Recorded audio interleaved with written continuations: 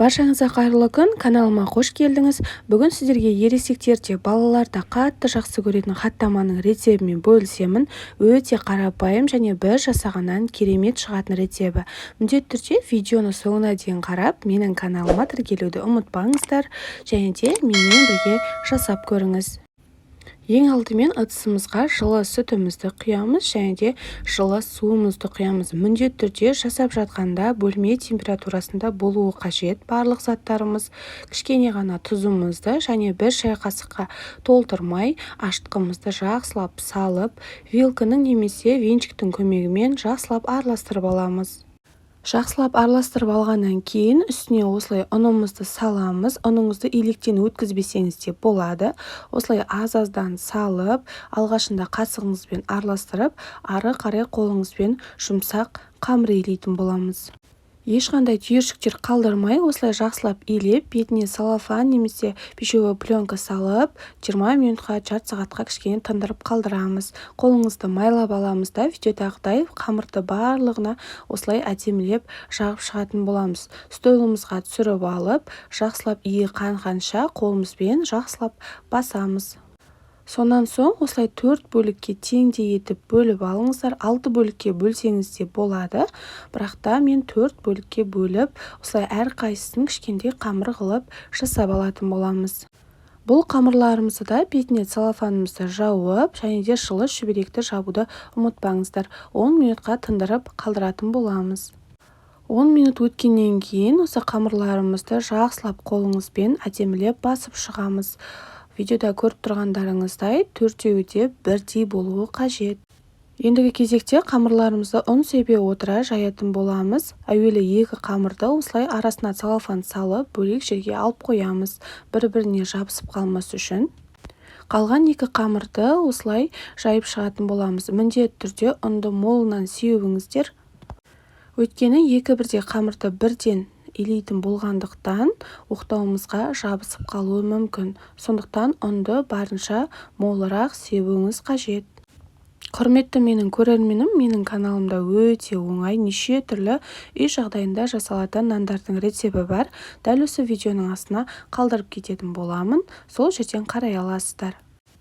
Мінекей, ең бірінші қамырымды жайып алдым. Осылай қатты қалың немесе қатты жұп-жұқа қылып жаюдың қажеті жоқ. Одан кейін 72%-дан тұратын сары майымызды осылай ерітіп, щетканың көмегімен қамырымызға жақсылап жайып шығатын боламыз.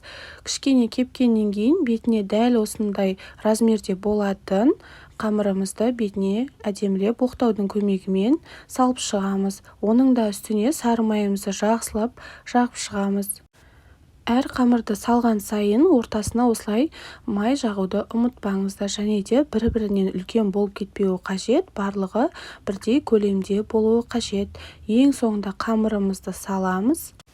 Қамырымызды салғаннан кейін видеода көріп тұрғандай шеттерін азғантай қайырамыз. Екі жағындағы шеттерін осылай бір-біріне беттестіріп қайырып, дәл осы видеодағыдай жасайтын боламыз. Міндетті түрде тағы да кішкене майлап жіберуді ұмытпаңыздар. Хаттамаңыз қытырлақ әрі өте дәмді, қатпарлы болып шыққанын қаласаңыз, міндетті түрде 72-82% сары майды қолданыңыз. Барлығын жақсылап орап болғаннан кейін, видеода көріп тұрғандарыңыздай ортасынан пышақпен кесіп, қамырыңызды созып жіберіңізде, қолыңызбен әдемілеп орап шығыңыз. Осы жерде бір-бірден орап, екі күлше нан жасасаңыздар да болады, яғни екі қатпарлы нан жасасаңыздар да болады, бірақ та мен үлкен біреуін жасайын деп шешіп, осылай екеуін қосып жібердім. Орап болғаннан кейін қолыңызбен жақсылап басып, осылай созып шығамыз. Оқтаумен де жан-жағына қарай осылай созып шығатын боламыз. Пергамент қағазымыздың үстіне салып, бір жұмыртқаның сарысын бетіне жағып шығамыз. Құрметті менің көрерменім, егер менің видеом сізге ұнап, пайдалы болып жатса, менің каналыма тіркелуді ұмытпаңыз. Қазақша YouTube каналының алдыға қарай жылжуына сәл де болса өз үлесіңізді қосыңыз. Бетіне міндетті түрде күнжіт сеуіп, 180 градуста 30-35 минутта пісіріп алатын боламыз. Мінекей біздің хаттама нанымыз пісті, осылай қызарып, өте дәмді болып шығады. Иісі бүкіл үйді алып жатады. Міндетті түрде жасап көріңіздер, отбасыларыңызға ұнайтынына 100% сенімдімін. Піскен кезде өте ыстықтай жесеңіздер, өте дәмді болып шығады. Қытырлау, осылай ортасы өте дәмді болып шығады. Міндетті түрде жасап көріңіздер. Менің видеом ұнаса, менің каналыма тіркелуді ұмытпаңыздар. Алдағы уақытта өте керемет рецепттермен бөлісетін боламын. Және де менің каналымда өте оңай үй жағдайында жасалатын неше түрлі рецепттер бар. Дәл осы видеоның астына барлық плейлистті қалдырып кететін боламын. Сол жерден қарай аласыздар. Сіздермен бірге болған Гүлсая, ас болсын.